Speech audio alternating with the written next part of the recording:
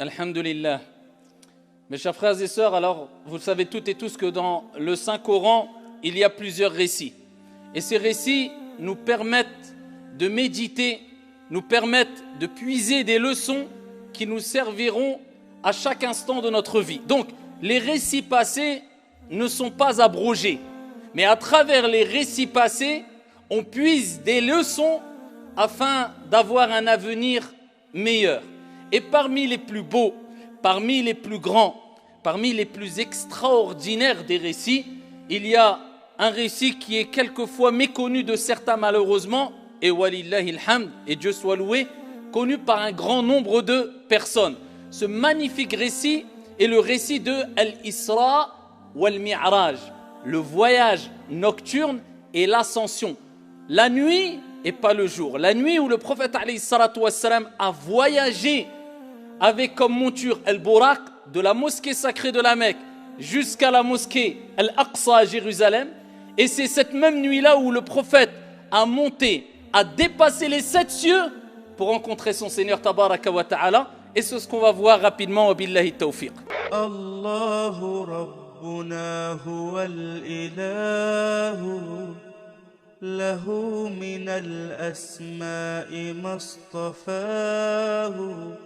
الواحد الحي كذا المليك والملك المالك لا شريك.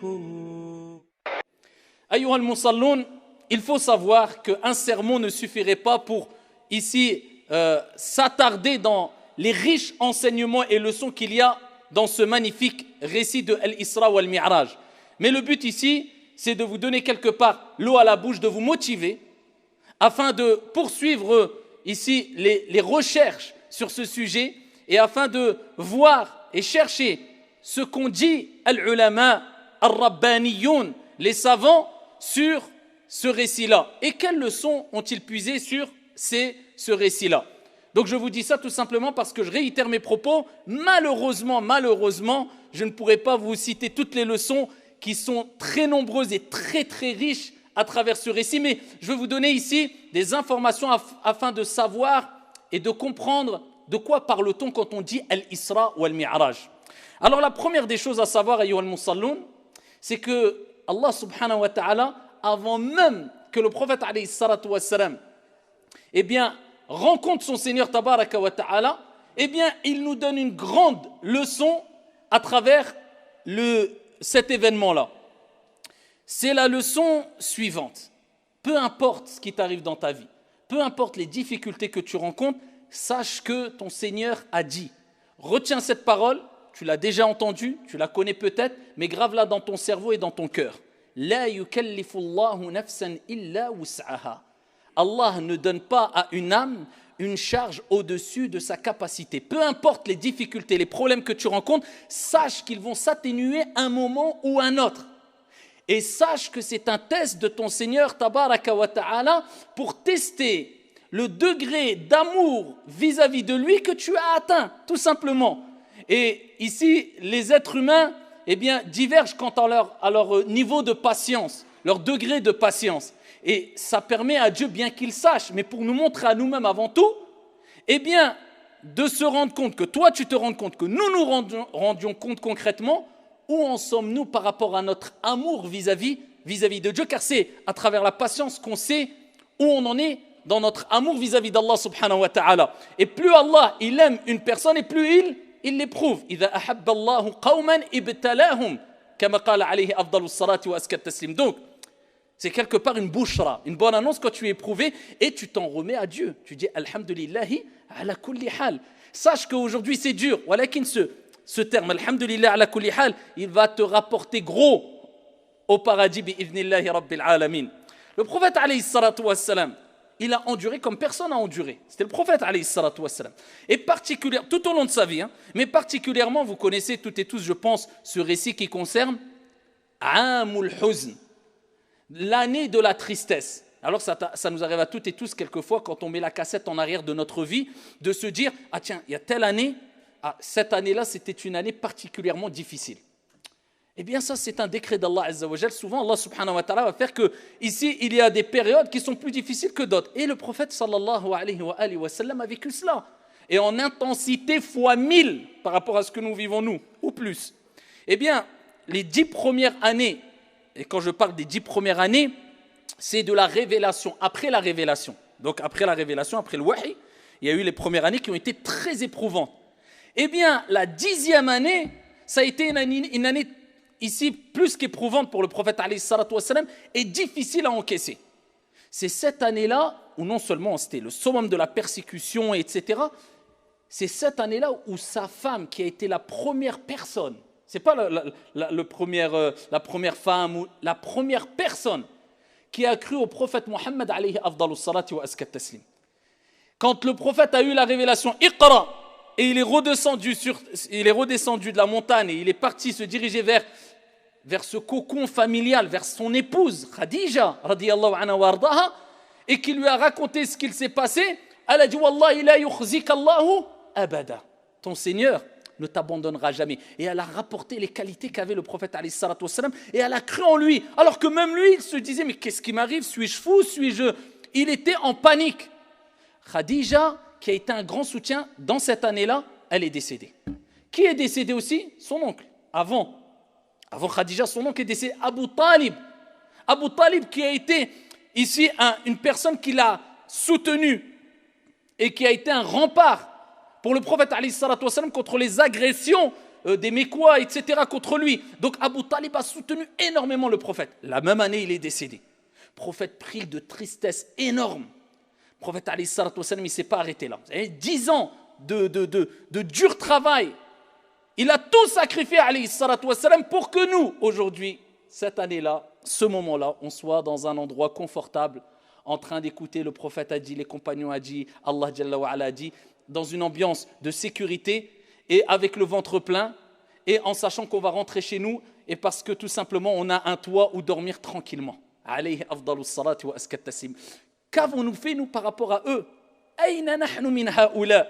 Le prophète, alayhi salatu wassalam, il ne s'est pas arrêté là, vous imaginez? Nous, dès qu'il nous arrive quelque chose, on dit écoute, mon frère, là, je suis tombé malade pendant 3 jours, ne me parle pas pendant 3 mois.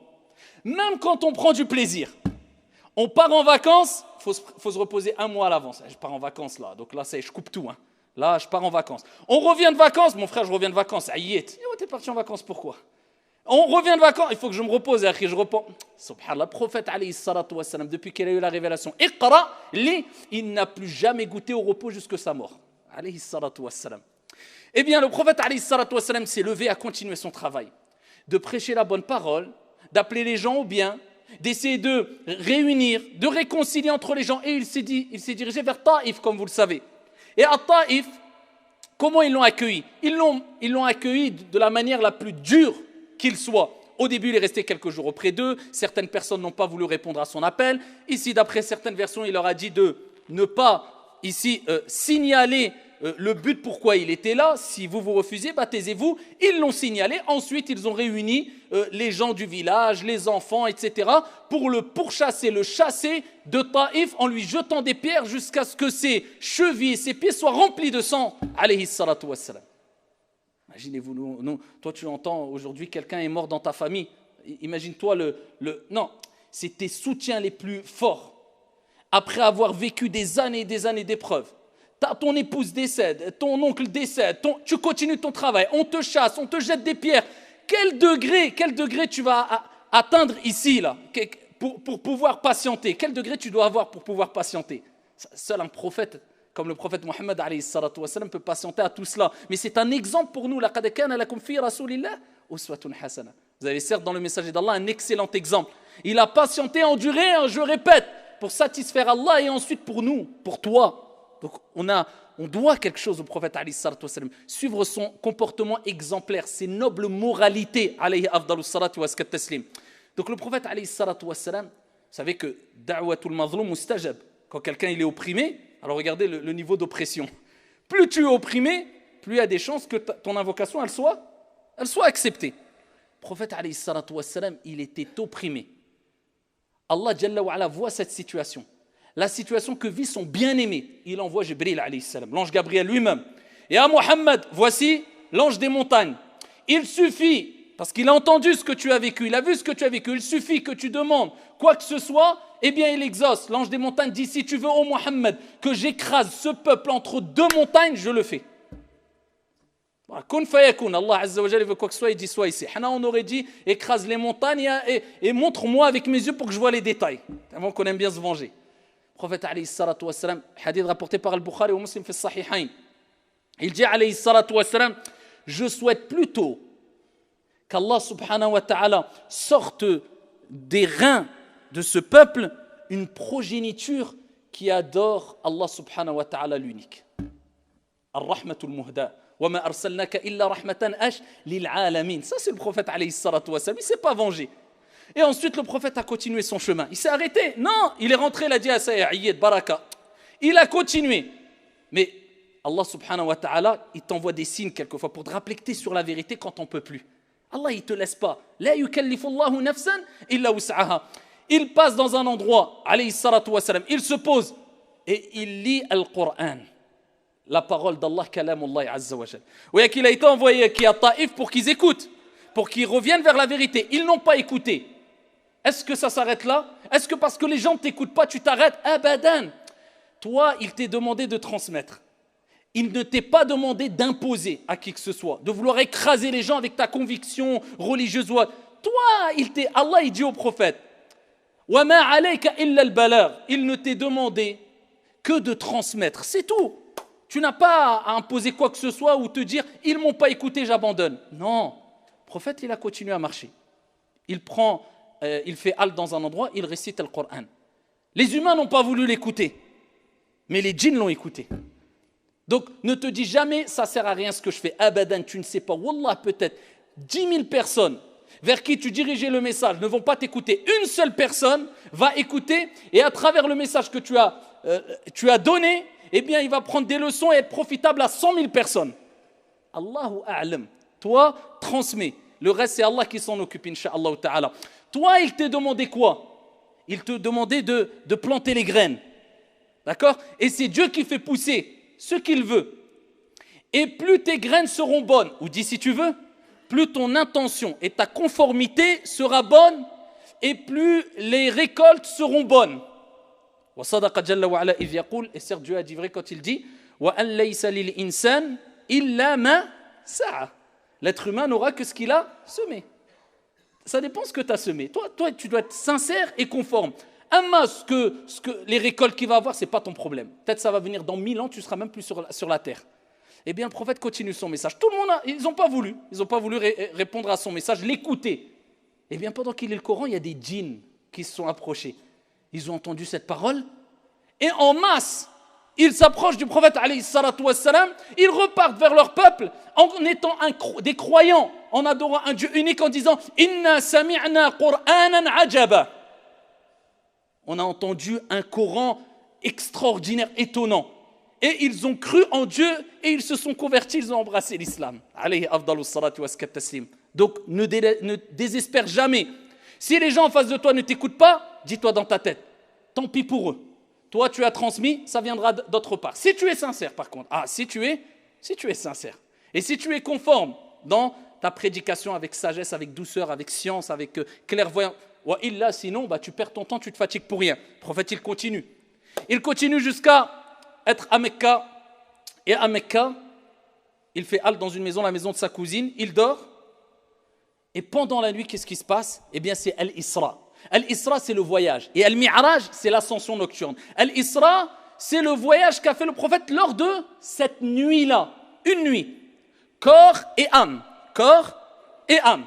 Le prophète, alayhi salatu wassalam, eh bien, il y a le plafond qui s'ouvre. Il y a Jibril, alayhi salam, qui descend. Il y a Al-Buraq, cette monture-là, comme il est mentionné dans Sahih Muslim, qui est présenté au prophète alayhi salatu wassalam, comme il dit lui-même, c'est une monture plus petite qu'un âne et plus grand qu'une mule.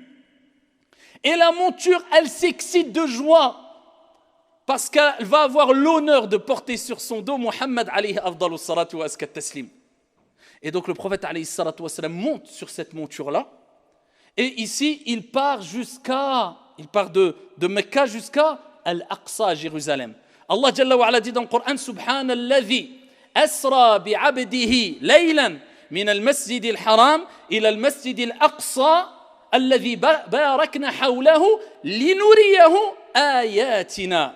Gloire à, gloire ça veut dire est exempt de toute imperfection, c'est-à-dire Allah. Celui qui a fait voyager de nuit de la mosquée sacrée jusqu'à la mosquée Al-Aqsa, dont on a béni ce qu'il y a autour, afin de lui montrer nos signes. Allah a voulu que le prophète voit quoi? Voit des signes. Pourquoi? Pourquoi Allah lui a donné cela à ce moment-là? Parce qu'Allah a vu tout ce qu'il a enduré pendant 10 ans. Et voilà, cerise sur le gâteau, Taïf, il lui jette des pierres. Là, il est arrivé au summum de l'épreuve. Eh bien, Allah, Jalla wa Ala, je vous ai dit, Allah envoie toujours des signes quand tu n'en peux plus pour te rassurer, dire, écoute, t'es sur la vérité, continue. Et ça, c'est min hikmatillah. Et quelquefois, des gens, ils ont al-karamat.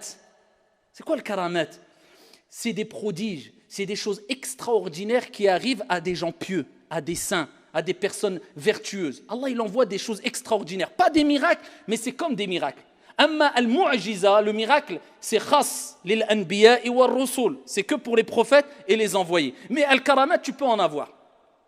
Et donc, le prophète, lui, il a eu une mu'jiza, un miracle. Donc Allah, c'est comme s'il lui a dit, tu n'en peux plus, regarde, tu es sur la vérité, on va te faire voir ce que personne avant toi a vu. Pour que ton iman, il monte jusqu'au... Alayhi salatu wassalam. Il a été à un endroit où même l'ange Gabriel, il lui a dit à le prophète, allez Jibril, suis-moi, on continue. Jibril a dit là, stop. Là, même moi, je ne peux pas aller. Il n'y a qu'un être humain qui peut aller où tu vas. Une créature. Toi, Muhammad, alayhi salatu wassalam. Et le prophète, alayhi salatu wassalam, il arrive à Al-Aqsa. Il rentre. Là, il fait le voyage, pas l'ascension nocturne. Hein. Là, il fait le voyage, d'accord? De Masjid al-Haram, il a Masjid al-Aqsa. Il arrive là-bas et il pose ici la monture. Il l'accroche dans un endroit où accrocher leur monture. Les prophètes et les envoyés, c'est un endroit connu à Al-Aqsa, à Jérusalem. Et ensuite, il rentre dans la mosquée, il prie 2 rak'at. Il est rapporté qu'il y avait plein de prophètes qu'il a reconnus là-bas, comme Ibrahim, etc. Ensuite, il sort de la mosquée. Et là, Allah l'élève, avec Jibril alayhi salam aussi. Et il va passer et dépasser les cieux. Il va jusqu'au premier ciel, accompagné de Jibril. Jibril demande l'autorisation de rentrer. Ils disent qui est-ce? Il dit c'est Jibril. Qui est avec toi? Muhammad. A-t-il reçu la mission? Oui. Ouvrez la porte. Et donc ici, il monte le premier ciel. Et c'est qui lui souhaite la bienvenue dans le premier ciel? Isa alayhi salam. Adam alayhi salam, afwan. Adam alayhi salam, Adam. Adam réceptionne, accueille le prophète alayhi salatu wassalam et lui souhaite la bienvenue. Ensuite, le prophète continue à monter jusqu'au 2e ciel. La même conversation. Qui est là? C'est l'ange Gabriel. Qui est avec toi? Mohammed. Est-ce qu'il a reçu la mission? Oui. Et ensuite, on lui permet de monter au 2e ciel. Et c'est qui l'accueille? Ici, c'est Isa alayhi salam, Jésus. Ensuite, il monte au 3e ciel. Isa alayhi salam, c'est qui l'accueille? Yusuf alayhi salam. Ensuite, il monte 4e ciel. C'est qui l'accueille? Idriss alayhi salam. Il monte 5e ciel. C'est qui l'accueille? Haroun alayhi salam. Il monte 6e ciel, c'est qui l'accueille? Moïse, Moussa alayhi salatu wassalam. Et il monte jusqu'au 7e ciel, c'est qui l'accueille? Et le hadith est rapporté par Al-Bukhari ou Muslim, Ibrahim alayhi salatu wassalam. Accoudé sur Baytul Ma'mour, la maison peuplée, la maison céleste, où le prophète a dit, au-dessus de la Kaaba, au-dessus, où il y a le 7e ciel, au 7e ciel, il y a Baytul Ma'mour. Ibrahim accoudé sur Baytul Ma'mour, où 70 000 anges entrent chaque jour dans Baytul Ma'mour pour adorer Dieu sans jamais revenir dans cette maison céleste. Alors imaginez-vous les milliards et milliards d'anges. Et ici, le prophète alayhi salatu wassalam a été accueilli par, bien sûr, la salutation d'Ibrahim alayhi salam. Ensuite, il poursuit Sidratul Muntaha. Et Allah Jalla wa Ala, il parle de Al-Mi'raj, l'ascension dans Suratul Najm. وَالنَّجْمِ إِذَا هَوَى ما ضل صاحبكم وما غوى وما ينطق عن الهوى إن هو إلا وحي يوحى. Par l'étoile lorsqu'elle se décline. ما ضل صاحبكم وما غوى. Votre compagnon ne s'est pas égaré et n'a pas été induit en erreur. وما ينطق عن الهوى. Il ne parle pas poussé par sa passion. إن هو إلا وحي يوحى. Ce n'est qu'une révélation émanant de son Seigneur. Et ensuite, Allah Jalla wa Ala parle de ce qu'il a vu, et particulièrement Sidratul Muntaha. Le prophète, alayhi salatu wassalam, lors de ce voyage, lors de cette ascension nocturne, et ça nous rappelle que Allah a fait le filtre. Parce que quand le prophète a raconté tout ça, Mais il y en a plein qui ont dit, c'est un fou ou c'est un mytho. Et seuls ceux qui avaient une ferme conviction dans ce que Dieu a dit, ce que le prophète alayhi salatu wassalam a dit, sont restés fermés auprès du prophète, car Dieu envoie quelquefois des épreuves afin de voir qui va rester ferme, qui va rester à côté de toi. Et c'est souvent au moment des problèmes où on voit vraiment les vrais compagnons, les vrais frères, les vrais amis. Eh bien, de même, lors de cette grande épreuve, ce grand test de Dieu, quand le prophète a raconté ça, certains ils ont dit non, pour nous ça ne rentre pas dans notre cerveau, c'est trop, non, on n'y croit pas. Et une grande partie, alhamdulillah, a dit nous y croyons fermement. Sadaqallah wa sadaqa Rasulullah sallallahu alayhi wa sallam. Le prophète il est parti jusqu'à Sidratul Muntaha. C'est quoi Sidratul Muntaha? C'est la limite extrême. Au-dessus de Sidratul Muntaha, il y a quoi? Il y a ce qui dépasse l'entendement. Il y a ce que œil n'a jamais vu, ce que oreille n'a jamais entendu, ce que esprit humain n'a jamais ressenti. Il y a le Jannah.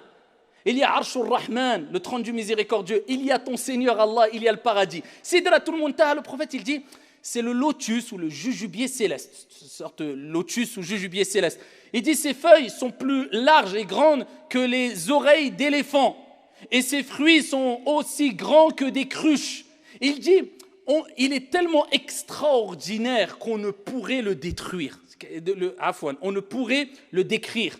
Tellement que c'est exceptionnel, c'est magnifique. Il dit, un humain ne peut pas le décrire. Sidratul Muntaha. Et il dit à Jibril alayhi salam, on continue, on poursuit. Jibril lui dit là, moi je ne peux plus là. Moi c'est la limite, c'est le jujubier, Sidratul Muntaha, limite extrême. Je ne peux pas aller au-dessus, moi, ça y est, khalas. Le prophète il continue, où personne n'a été. Continue vers qui? Vers Allah subhanahu wa ta'ala. Et là, il rencontre Allah Jalla wa Ala. Les savants divergent. Est-ce qu'il a vu Allah Jalla wa Ala ou il a vu une lumière comme il est mentionné dans le hadith al-Sahih et il n'a pas vu Allah. Ala kulli hal, il parle et échange avec Allah. Et selon une variante rapportée, il est rapporté que Allah Jalla wa Ala, quand il a rencontré, quand le prophète Mohammed alayhi salatu wassalam a discuté, a rencontré Allah Jalla wa Ala, il a salué Allah. De quelle manière? Eh bien, c'est ce qu'on prononce dans le tashahhud, dans notre prière. Et ici, il dit, Mohammed alayhi salatu wassalam, At-tahiyyatu lillah, Az-zakiyatu lillah, At-tayyibatu was-salawatu lillah. Les salutations pures, les bonnes actions, tout le bien est pour toi, ô Allah. Allah Jalla wa Ala lui a répondu, Assalamu alayka ayyuhan nabi, wa rahmatullahi wa barakatuh. Il lui a dit, et c'est la deuxième partie du première partie du tashahhud, il dit, et que le salut soit sur toi, ô toi prophète, ainsi que la miséricorde d'Allah subhanahu wa ta'ala et la bénédiction. Et le prophète, il a pensé à toi, à moi, à la communauté, à ce moment-là, et au prophète et aux envoyés, il a répondu à cela, Assalamu alayna wa ala ibadillahi salihin. Et que le salut soit sur moi et sur les prophètes et les serviteurs vertueux. Al-Malaïka ont vu ça, qu'est-ce qu'ils ont dit? Ashhadu an la ilaha illallah wa ashhadu annaka Muhammadan Rasulullah. At-tashahhud, c'est as-salah.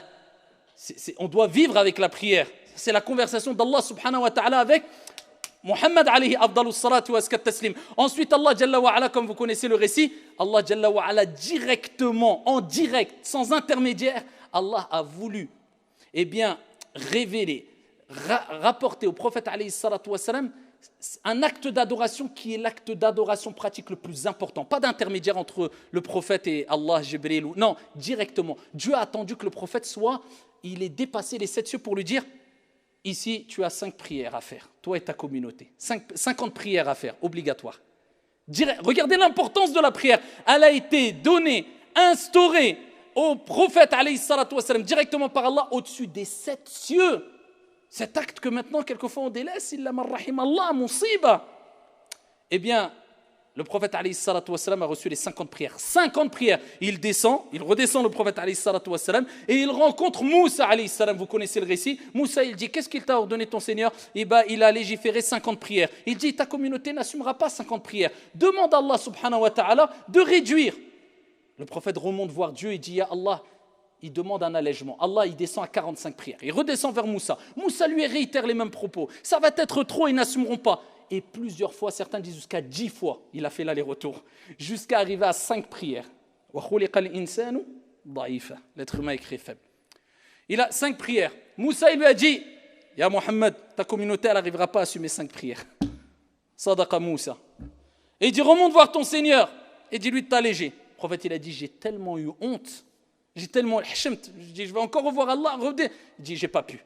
Allah Jalla wa Ala dit, pour 5 prières, les croyants auront la récompense de 50 prières. C'est-à-dire, tu fais 5 prières, tu as la récompense de 50 prières.